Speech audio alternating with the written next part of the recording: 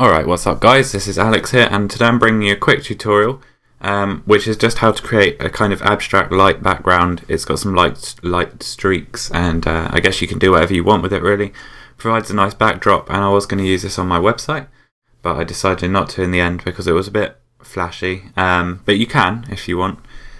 So it's just a quick tip, but before I get into that, I'm just going to say I upgraded to Mountain Lion if any of you have Macs. I actually really like it. I can't see... Personally, I don't get like too many notifications. I kind of keep them under control, and I don't really use notes or reminders or iMessages. The only thing I really like is the new wallpapers and the dock. I think the dock looks a lot nicer, and that's pretty much the only difference for me. But I had iTunes vouchers, so I thought I might as well get it, and I quite like it. So if any of you have Macs, I'd suggest the upgrade, but it's up to you. And so if we open Photoshop, this is the only program we'll be using. This is the sort of thing we're going to be creating. They're sort of streaks with some shadows and highlights. I've chosen to do that in purple, but you can pick whatever colour you want, I guess. So to start off, we're going to create a new canvas. Go to File and New, and then create a 1920 or by 1080 pixels in 72 dpi.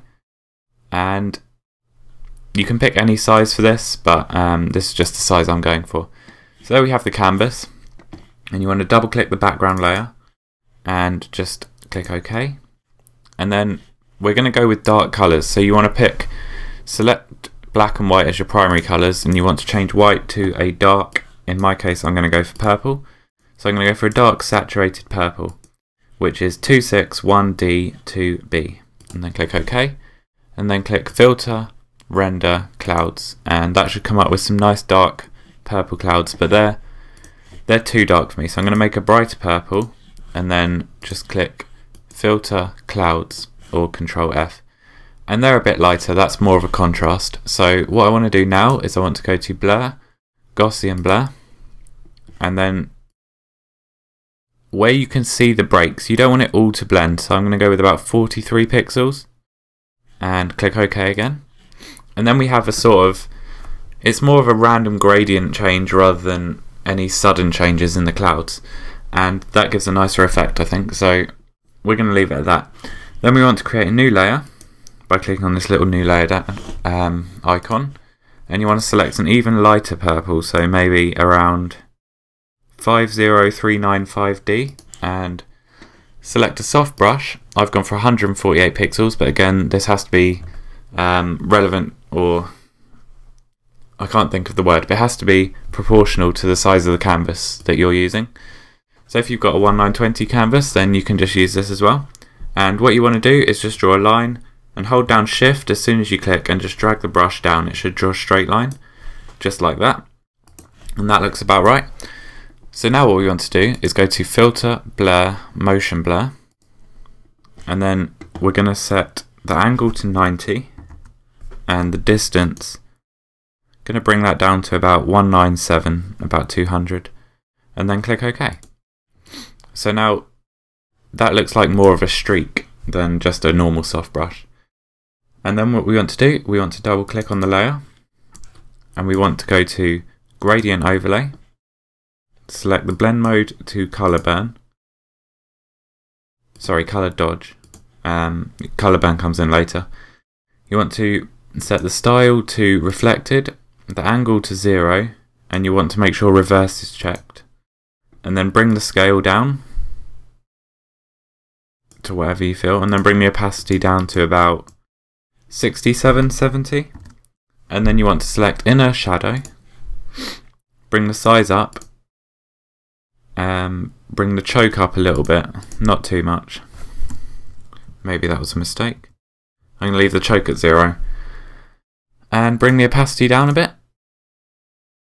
And I'm just going to play around with it a little bit. I'm going to go to Inner Glow, going to pick another dark colour, Normal, and for normal I'm going to select the outer colour, so in this case it's a background colour, sort of purpley black. Bring the opacity down a little bit, bring the size up a little bit, and then click OK. So now what we've got here is a basic streak. It's not too great at the moment. It doesn't form a massive part of the background yet. We want to duplicate this layer, by hitting Ctrl J, or you can also drag the layer into the new layer box and it will duplicate it. Then I'm going to play around with the gradient even more, just bring the scale down further to create more of a streak. Inner shadow and outer glow, we'll leave both of them checked. We'll bring the opacity right up, and then we'll bring the opacity on the overall layer a bit down, just so you can see more of the layer below. So that creates more of the line, which is a good thing. And then what we want to do is, if you don't want, you can vary this in size. It's always good to start with a big one because it's easier to scale it down and scale it up, because obviously you won't get pixelation. So we want to select these two layers by holding down Control or Command and clicking both. Right click and then click Merge Layers. So there what we've got is one streak.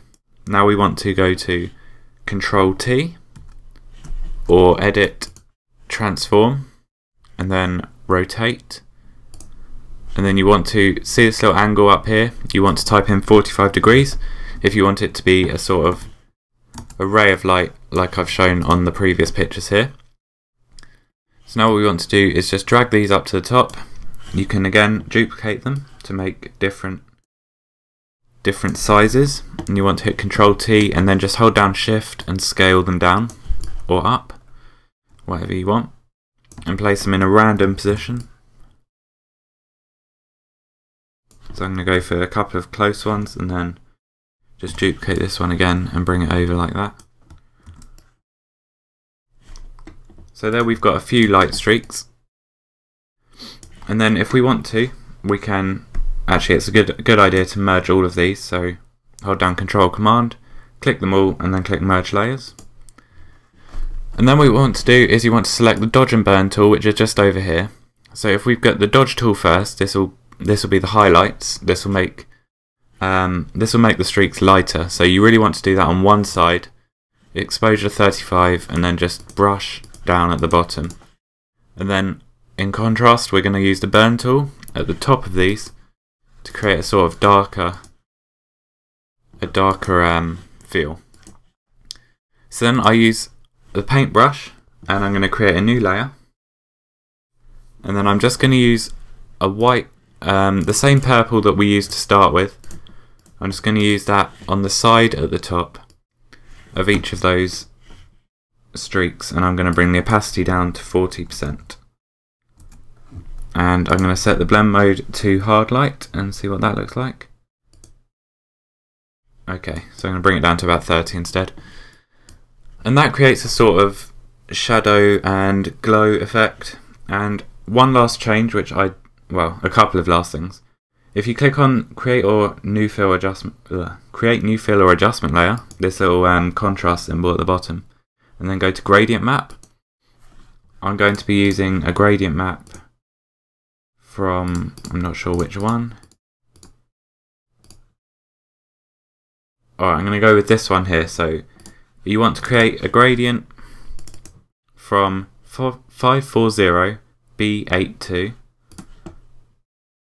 to E14545 and click OK. And then you want to set the blend mode to overlay and the opacity to 50. Create a new layer, or duplicate this gradient map even. Set the blend mode to screen and the opacity to 10. And that creates a very sort of purpley feel, which is sort of what we want, if you went for that colour anyway.